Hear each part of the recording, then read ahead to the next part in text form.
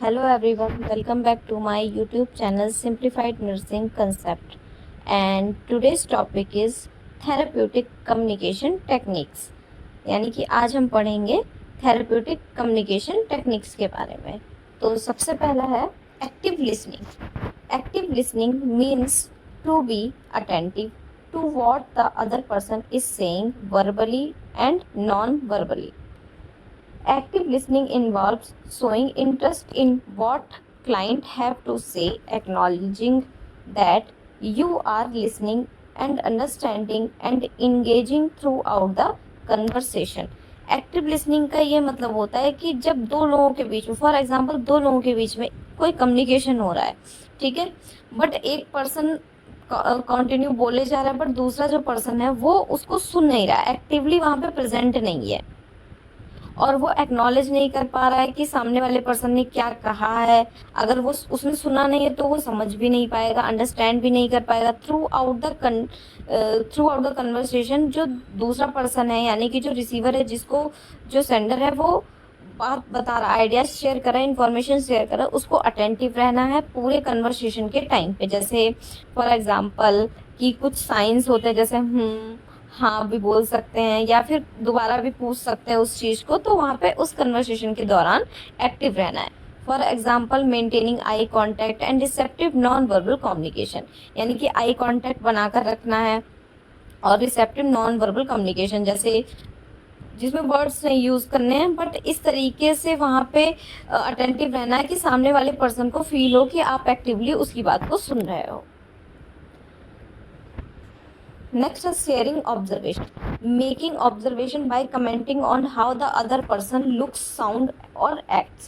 यानी कि sharing observation, यानी कि जब कम्युनिकेशन हो रहा है दो लोगों के बीच में, तो जो दूसरा पर्सन होगा वो एक पर्सन को ऑब्जर्व करेगा। जैसे कि वो बोल सकता है, जैसे सामने वाले को यू लुक टायर्ड, या फिर वो किस तरीके से साउंड कर रहा है या वो किस तरीके से एक्ट कर रहा है, उसके बारे में भी उसको ऑब्जर्व करके वो उस पर कमेंट कर सकता है ताकि उस सामने वाले पर्सन को पता चल सके। नेक्स्ट है clarifying. Clarifying is the technique use to understand verbal message saying something like I am not sure, I understand, can you explain it to me. Clarifying का ये मतलब होता है, क्लैरिफाइंग एक ऐसी टेक्निक है जिसमें जो वर्बल मैसेज को समझ सकते हैं उसके थ्रू।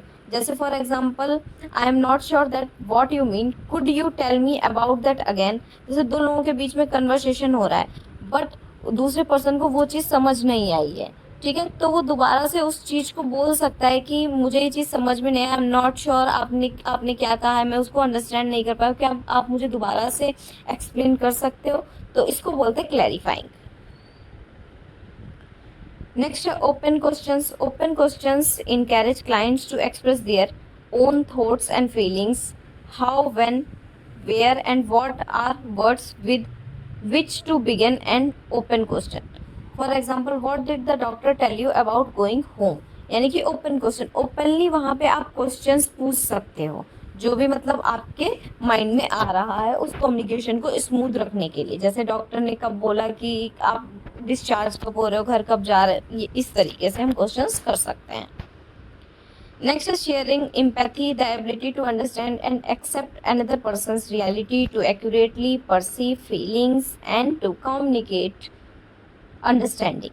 यानी कि जो शेयरिंग एम्पैथी का मतलब मैं पहले भी बता चुकी हूँ। एम्पैथी का मतलब होता है किसी पर्सन की सिचुएशन को अंडरस्टैंड करना इस तरीके से कि उस सिचुएशन पे आप खुद भी हो सकते हो, इस तरीके से उसको परसीव करना सामने वाले की फीलिंग्स को। तो उससे भी क्या होगा, एम्पैथी अगर शेयर कर सकते हो उससे भी जो कम्युनिकेशन होगा वो उसमें अंडरस्टैंडिंग एक बनी रहेगी और स्मूथली हो पाएगा। नेक्स्ट है silence. Silence is one of the most difficult but effective technique to use. Deliberate silence can give both nurses and client an opportunity to think through techniques to use. Example, sitting with a client and non-verbally communicating interest and involvement. यानी silence सबसे difficult technique है, effective techniques है जिसको use करते हैं nurse और patient, ताकि मतलब साइलेंस एक ऐसी टेक्निक है जैसे आपको सोचने का उसमें टाइम मिल जाता है, ठीक है, आप उसके बारे में सोच सकते हो, उसके बाद आप बोल सकते हो। नेक्स्ट है summarising. It is frequently useful for nurses to summarise what clients have said after the fact. यानी समराइजिंग का ये मतलब होता है ओवरऑल जो कम्युनिकेशन हुआ उसको कुछ वर्ड्स में समराइज करना। जैसे जो नर्स होगी वो पेशेंट को बोलेगी let me see we have discussed, ये हमने पहले भी डिस्कस किया हुआ, उस चीज़ को कैसे समराइज करना है कुछ वर्ड्स में। Next reflecting is repeating all or part of message back to the sender. Clients often ask nurses for advice about what they should do about particular problems or in specific situations.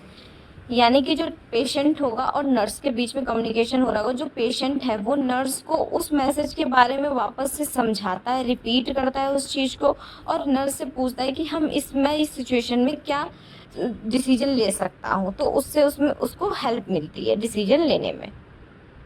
Next, offering hope and humor. This technique can keep clients in a more positive state of mind. जो ये technique होती है hope और humour की, ये patient को एक positive mind में रखती है, क्योंकि हॉस्पिटल का जो एटमॉस्फेयर होता है वो बहुत ज़्यादा स्ट्रेसफुल होता है, ठीक है, पेशेंट्स के लिए भी और नर्सेज के लिए भी। इससे क्या होता है, जो नर्सेज हैं वो इजीली उस सिचुएशन को उस सिचुएशन से कैसे उनको डील करना है, कॉप अप करना है, ठीक है, और मूड भी उनका थोड़ा सा लाइट रहता है ताकि उस सिचुएशन में एक पेशेंट को होप भी मिलती है। नेक्स्ट है फोकसिंग।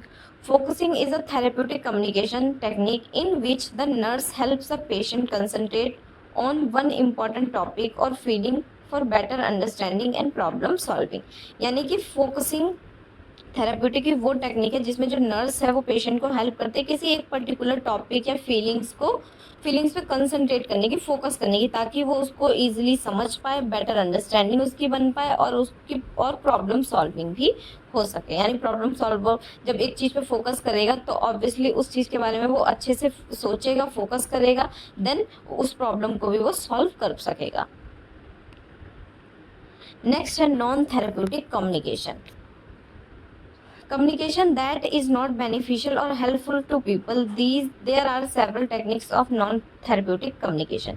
यानी कि जो non-therapeutic communication होता है ये beneficial नहीं होता है और helpful भी नहीं होता है, ठीक है, इसकी कई सारी टेक्निक्स होती हैं, आइए देखते हैं। फर्स्ट है advising, telling the client what to do. यानी पेशेंट को एडवाइस देने की तुमको क्या करना है, ठीक है, तो एडवाइस तो पर इसमें दोनों चीज़ें इन्वॉल्व होती हैं, तो पॉजिटिव हो सकता है, अदरवाइज वो नेगेटिव इम्पैक्ट ही पेशेंट पे डालेगा कि जो नर्स होगी पेशेंट को सिर्फ एडवाइस ही करे जा रही है बट उसको सुन नहीं पा रही है। नेक्स्ट है challenging, demanding proof from the clients. यानी कि जो पेशेंट है उससे प्रूफ मांगना हर चीज़ का, उसको कॉप अप उसके साथ नहीं करना, कॉपरेट नहीं करना, बट उसको डिमांड करना कि इसका मुझे प्रूफ ला कर दो। नेक्स्ट है defending, attempting to protect someone, यानी किसी दूसरे को प्रोटेक्ट करना, ठीक है। Next disagreeing, opposing the clients ideas, यानी कि जो क्लाइंट है, पेशेंट है, वो अपने आइडियाज है, थॉट्स है, उसको शेयर कर रहा है और आप उसके अपोजिट बिहेव कर रहे हो। Next overloading, talking rapidly, changing subjects too often and asking for information that can be absorbed as one time। यानी कि ओवरलोडिंग का ये मतलब है कि फॉर एग्जांपल जैसे नर्स और पेशेंट है और कंटिन्यू वो नर्स बात ही करती जा रही है और जो मेन उसका टॉपिक है, सब्जेक्ट है, उससे वो बार बार उस अपने सब्जेक्ट को ही टॉपिक को ही चेंज करे जा रही है फ्रिक्वेंटली, जो भी उसकी इन्फॉर्मेशन उससे पूछी जा रही है उस चीज़ के का जवाब ना देकर वो बाकी की जो चीज़ें होंगी उनके बारे में बात करती जा रही है, तो उसको बोलते हैं ओवरलोडिंग, क्योंकि इस सिचुएशन में पेशेंट किसी एक चीज़ पे फोकस कर ही नहीं पाएगा। नेक्स्ट है focusing on self, responding in a way that focus attention to the nurse instead of a client. यानी कि इसमें खुद पे ही फोकस करना है कि नर्स जो होगी वो खुद पे ही फोकस करेगी, ना कि जो पेशेंट होगा, क्लाइंट होगा, उस पर फोकस करेगी। इससे क्या होगा कि जो कम्युनिकेशन होगा, ठीक है, वो भी नहीं मेंटेन हो पाएगा, इफेक्टिव नहीं होगा। नेक्स्ट है reassuring, indicating there is no anxiety और अदर फीलिंग ऑफ डिस्कम्फर्ट। यानी रीअश्योरिंग का मतलब है कि वहाँ पे पेशेंट को किसी भी तरीके की एंजाइटी नहीं होगी, किसी भी तरीके का डिस्कम्फर्ट नहीं होगा। Next rejecting, refusing to consider the client ideas और बिहेवियर। यानी कि पेशेंट के जो आइडियाज होंगे, उसका जो बिहेवियर होगा उसको रिजेक्ट कर देना, टोटली इग्नोर कर देना। नेक्स्ट है using denial, refusing to admit that a problem exist, यानी कि कोई प्रॉब्लम एग्जिट कर रही है, वहाँ पे प्रॉब्लम है बट उस प्रॉब्लम को मानने से ही मना कर देना, रिफ्यूज कर देना, उसको बोलते हैं यूजिंग डिनाइल। अगर आपको मेरा ये वीडियो अच्छा लगा है तो प्लीज़ लाइक करें, कमेंट करें एंड सब्सक्राइब करें एंड सपोर्ट करें। Thank you.